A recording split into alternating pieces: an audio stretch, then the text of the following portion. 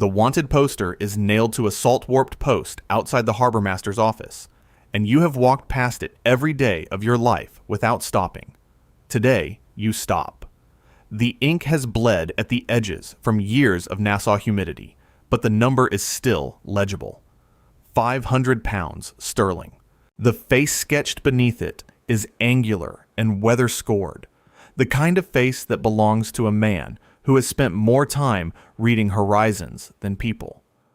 You have never seen this man. You have seen this face. Every morning, in the cracked copper mirror above your mother's washbasin, your mother is 3 days dead. In your coat pocket is a letter written on the back of a shipping manifest, her handwriting neat until the final sentence, where the pen pressed too hard and tore the paper clean through the word, forgive. 7 sentences. That is all it takes to dismantle 20 years of careful silence. She tells you his name. She tells you where he operates. She tells you that he left something in your name with a contact in Tortuga, should you ever need to claim it, and that he has always known you exist, and that she is sorry, and that the tear runs straight through the word you needed most. You are still reading when you feel the deputy's eyes on your back. You know him. He works the morning shift at the harbormaster's office, a thick man named Colquhoun, who has seen you around these docks your whole life, and never once had reason to look twice. He has reason now. In Nassau, an unreadable face near a wanted posting is sufficient grounds for detention under the Crown's current anti-piracy statutes. And your face, you understand, is doing something unreadable. You fold the letter. You walk toward the harbor. You do not run until you are certain he has started following, and then you run hard, down to the quay, where a merchant brig is casting off its lines in the pewter-colored pre-dawn, and you buy passage with 11 shillings and a silver ring your mother kept in a box under the floorboards. The captain does not ask questions. 11 shillings purchases him that right. You go below deck among the cargo crates and the bilge smell and the sound of water against the hull, and you do not come up for 3 days. On the 4th day, the conversation changes. You hear it through the deck, planking before you climb the ladder. The crew has spotted a flag working the corridor between Nassau and Hispaniola. They describe it in fragments, arguing about the exact device, but agreeing completely on what it means. Your father's name moves through the crew like a temperature drop. The captain diverts course and doubles the watch, adding 2 full days to the journey. That night, you stand at the rail in the dark and do the arithmetic. If he is working this corridor and you are heading for Tortuga, and there is a contact in Tortuga who has been waiting years for someone to arrive and say a specific name, then either your father knows you are coming, or the world is smaller than the ocean makes it look. You reach Tortuga on a rust-orange afternoon, the harbor thick with the smell of tar and salted fish and wood rot. The chandler your mother named operates out of a storefront 2 streets from the main wharf, the ceiling so low it grazes the top of your head. The man looks at your face when you walk through the door and does not ask your name. He has been expecting someone for years. He slides an oilskin pouch across the counter without a word and does not speak again until you reach the door. Then he tells you about the warship. A Royal Navy sloop of war has been stationed in these waters with standing orders to find your father. No trial, no ransom negotiation. Sink the ship, hang the survivors, collect the reward. And the captain of that sloop has received intelligence suggesting your father's son exists and is moving toward contact. You are a target not because of anything you have done. You are a target because of the blood in your veins and the letter in your coat, inside the oilskin. A captain's commission, the kind recognized among those who operate beyond the reach of admiralty courts. A set of coordinates written in cipher, and a name. The first mate of your father's crew, docked 3 miles up the coast, waiting. She has served your father for 11 years, and you can see every one of those years in the way she measures threat before she measures anything else. She tells you your father is 3 days out. She tells you he has been orchestrating this since he learned your mother was sick 18 months ago. The chandler, the commission, the coordinates, all of it is a recruitment. He is getting old. His crew is thin. He needs someone who carries his name and his instincts, and he has decided the time to collect you is now. You could go back, board the next merchant vessel to Nassau, and take your chances with Colquhoun and whatever charges he has managed to invent in the last 2 weeks. Or you stay and wait 3 days and meet the man whose absence shaped every corner of your life. You stay. He arrives on the 3rd morning. The reunion is nothing like the one you have been rehearsing. He shakes your hand like you are a new crew member, gives you a berth, and puts you to work. Within a week, you understand why his crew is loyal. He is brilliant in the specific way that dangerous people are. The way that makes you feel safer standing next to him than anywhere else in the world, which you recognize, even then, as its own kind of danger. He teaches you navigation. Cipher. The art of reading a ship's waterline to calculate its cargo weight before you board it. For 6 weeks it feels like something that might, in a different world, be called a family. You begin to believe you can inherit this life and bend it into something survivable. Then comes the merchant vessel. A small trader, lightly armed, 11 civilian passengers on deck, carrying cloth and medicines, and not enough gold to justify what you watch your father's eyes do when he calculates the take. He has run this arithmetic 10,000 times, and you can see in his face that it has never once troubled him. You argue quietly, which is all you have learned to do. He listens with something that might be patience, or might be disappointment, and then he says the words that will follow you for the rest of this story. A ship that can talk will always talk. He grants quarter. You are shocked. You should not have been.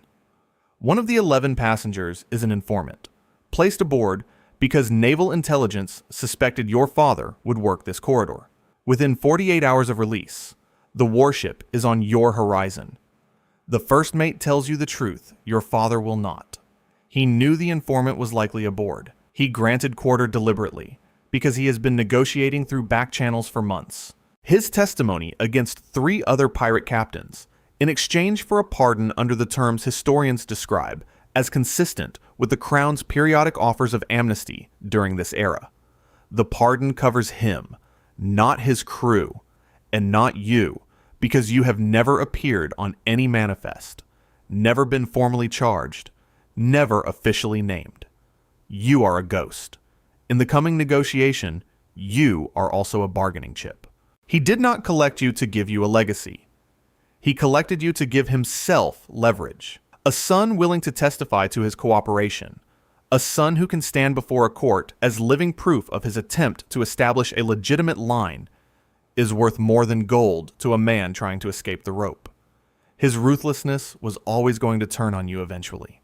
You just did not believe it because you wanted a father more than you wanted to see clearly. The Navy boards under a parley flag. The captain of the warship is correct, efficient, and utterly without mercy. He has documents. He has your father's countersignature. He has a secondary warrant for you as an unnamed co-conspirator to be held pending full cooperation. If your father delivers, you are released. If he backs out, you hang. The first mate goes over the side the moment the parley flag rises. You are in a Navy brig below the waterline, listening to the ocean through the hull, watching the light through the overhead, great and narrow, as afternoon becomes evening. Your father comes down once. He sits across from you in the half-dark, and for the first time, he looks his age. You ask him one question, not why. You already know why. You ask whether he loved her, your mother, the merchant's widow who kept his name locked in her chest for 20 years and died with it still there. He does not answer immediately. When he does, he says she was the only port he ever considered staying in. Then he stands and climbs the ladder, and his boots on the deck above you sound like the last thing. In that silence, something finishes turning in you. Not forgiveness, not hatred. Something colder and more useful. Clarity. You understand exactly who he is. You understand exactly what you are capable of becoming. And you understand that the commission, the cipher, and his name are not a trap. They are a toolkit. The question is what you build with them. Morning. A trading post in the Lesser Antilles. The harbor smelling of wet rope and breadfruit and wood smoke. You are released as promised, standing on a dock with nothing but what is in your coat. The warship departs. Your father's ship, under escort, moves in the opposite direction, and you watch it until the distance takes it. You do not go back to Nassau. You walk to the harbor, find a captain, short 2 crew members, and leaving on the morning tide. And you use the cipher your father gave you to unlock a cache of stored goods at a warehouse in this exact port. He left it here. Whether as a safety net for himself or a final inheritance for you is something you decide. Standing in the warehouse doorway with the smell of dried provisions and salt air around you, to stop needing to know.